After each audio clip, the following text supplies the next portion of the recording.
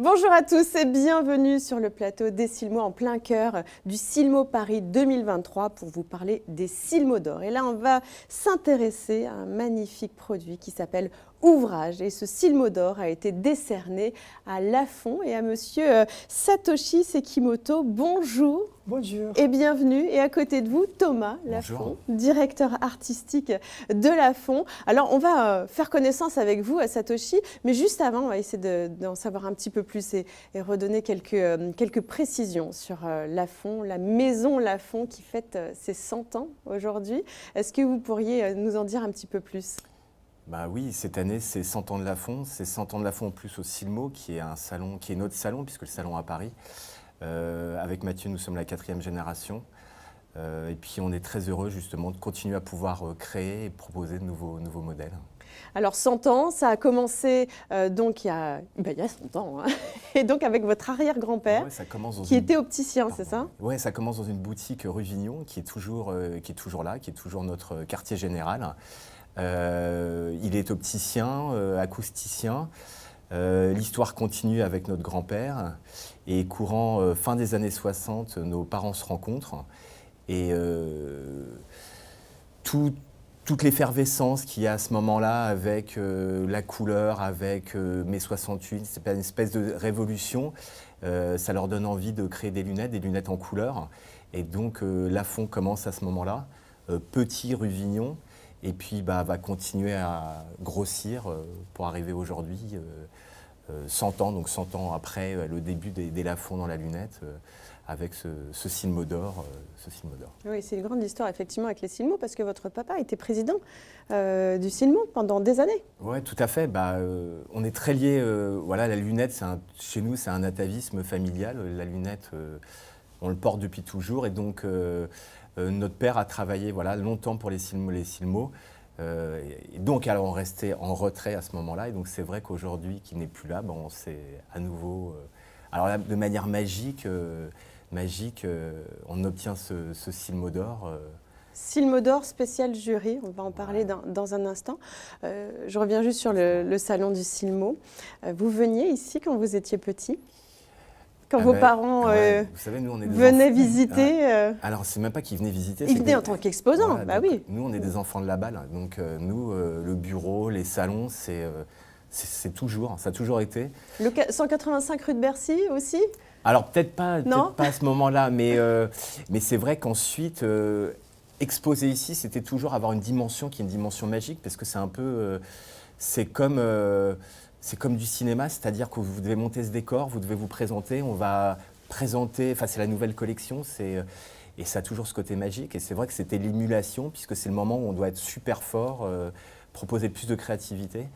Donc c'était et ça reste un moment si important pour la saison, dans la saison. Et alors là, cette année, sur le stand, on voit une sorte de musée que vous avez confectionné, avec de très beaux livres aussi que vous-même vous avez réalisés, hein, Thomas. Vous êtes le directeur artistique. Oui, je suis directeur artistique, j'ai cette chance, j'ai pris la succession de ma maman il y a bien longtemps. Le Silmo, c'est vraiment, surtout ici, c'est vrai qu'on a de la place et c'est de pouvoir montrer qui on est. Et vraiment de montrer, alors on dit notre maison, notre famille, notre maison, à travers l'historique, mais aussi d'être actuel, d'être contemporain, donc à travers aussi l'outil, vous avez vu, on a fait un grand livre justement qui retrace des images qu'on aime bien, hein.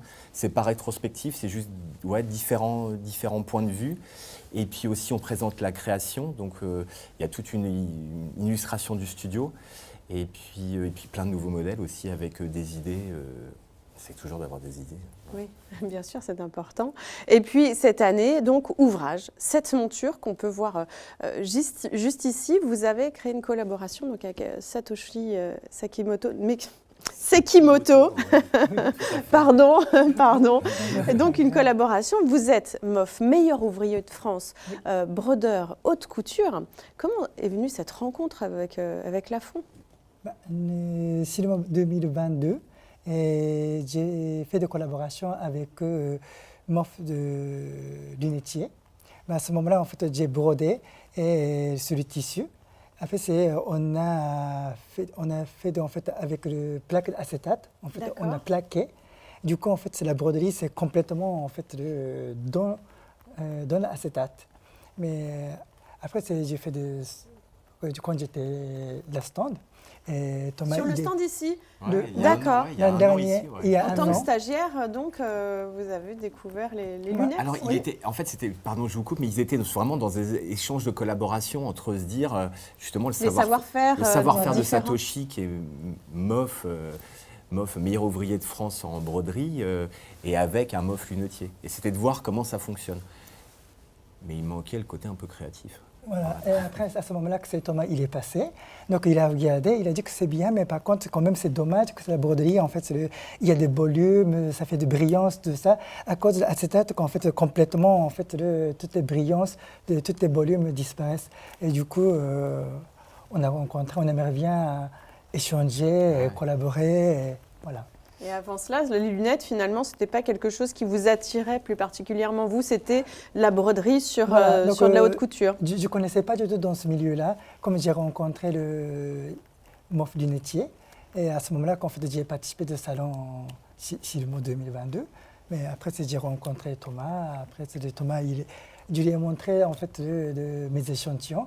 Et il a beaucoup aimé. Donc, tout de suite, bon, on aimerait bien faire la collaboration. Donc, tout de suite après, j'ai pris mes échantillons et je suis allé à la stand de Elafon. Après ça, on a discuté. D'accord. Voilà. Tout s'est fait pendant le Silmo 2022, en Oui. fait. Ouais, et puis C'est ça. Satoshi ne dit pas, et surtout il m'a montré son chef-d'œuvre. Donc, au cours de pour l'obtention de ta médaille, c'est vrai qu'il a fait un chef-d'œuvre, donc qui est l'apogée, enfin l'apothéose de son métier, qui était vraiment extraordinaire avec tout ce qu'on disait, tout ce volume. Et c'est vrai que tout de suite, moi, quand Satoshi m'a présenté ses broderies, il y avait une succession d'étages, il y avait vraiment un volume que j'ai trouvé extraordinaire. Et c'est vrai que les lunettes, en général, il y a du volume, mais il n'y a pas ce volume et cette légèreté. C'est relief. Et c'est relief. Et la broderie, c'est la légèreté, c'est cette élégance, ces reflets qui sont un peu multiples. Donc voilà, donc j'ai craqué.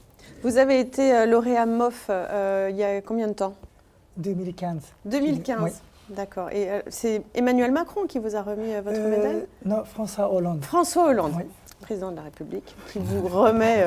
Et vous êtes japonais. Et alors ça, c'est rare aussi de voir des meilleurs ouvriers de France d'une nationalité autre que la France.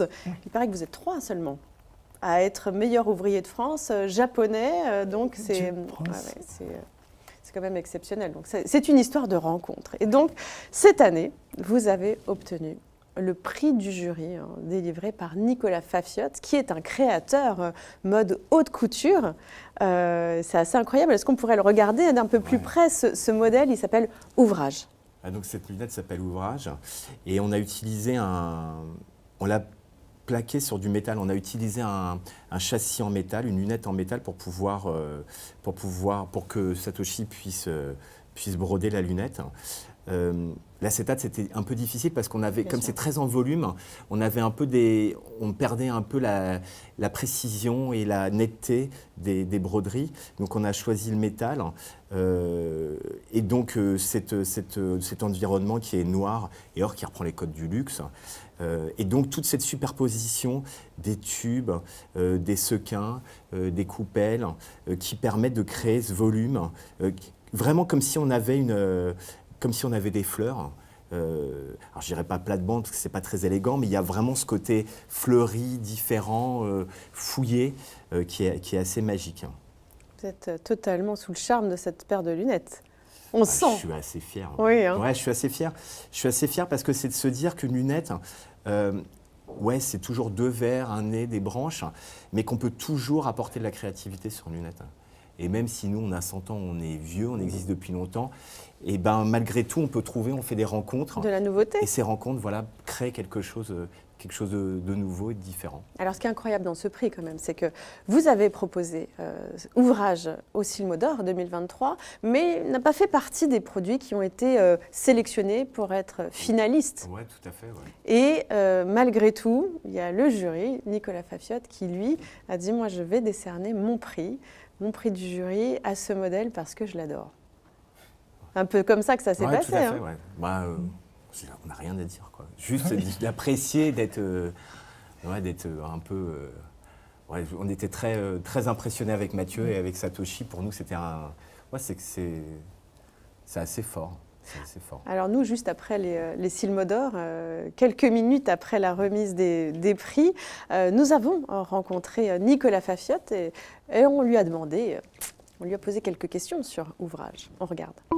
Un gros coup de cœur. Ouais, un gros coup de cœur parce que c'est vrai que en plus, c'est vraiment une association entre un brodeur et le côté technique et très productif de la lunette. Et je trouvais ça super intéressant et vraiment...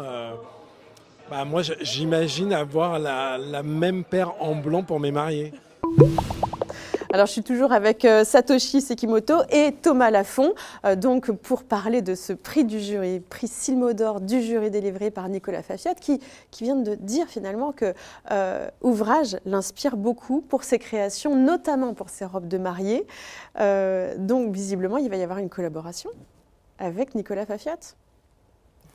Oui, tout à fait. Ouais, Je dis pas de bêtises. Non, hein, tout à fait. Non, c'était assez extra parce que donc l'idée c'est toujours de travailler sur les couleurs, les gammes de couleurs, la subtilité des différentes perles, comme on disait, sequins, mais aussi les couleurs, les verts. Et donc oui, on va travailler avec lui pour justement pouvoir au mieux s'approcher de son univers et de ses gammes de couleurs. Vous connaissez un peu son parcours à Nicolas Fafiotte? On a découvert hier quand ils nous ont présenté son univers qui était assez... Et notamment les robes finalistes, des finalistes Miss France. Ouais. Donc si ça se trouve, aux prochaines éditions de Miss France, on va voir Ouvrage sur le nez des... Hein, ça pourrait faire rêver quand même. Ça pourrait faire effet, oui, tout à fait. C'est pas mal ça. Hein. Bon allez, on peut rêver, rien n'est impossible. Vous avez vu, vous avez eu le prix alors que finalement vous ne l'espériez pas. Ouais, on l'attendait pas. Ouais. Ouais, vous êtes arrivé à la soirée pour profiter de la soirée et voir les lauréats. Et là, tout d'un coup, votre nom est sorti. Qu'est-ce que ça vous a fait, Satoshi Comme nous, on ne s'entendait pas, donc du coup... J'étais étonnée. Le cœur qui s'est mis à sortir de la poitrine. Donc je me suis dit, oh mince, comment ça... Qu'est-ce que je vais dire? Il va falloir monter sur la scène, tout et tout. Ah ouais, il n'avait pas envie là. Ouais, tout d'un coup, c'était des lumières partout. C'est ça. On ne vous a pas demandé de monter à cheval? Heureusement, je n'ai jamais monté de cheval, donc oui, je ne sais pas. Ceux-là, en plus des folies grues, c'est un peu nerveux quand même.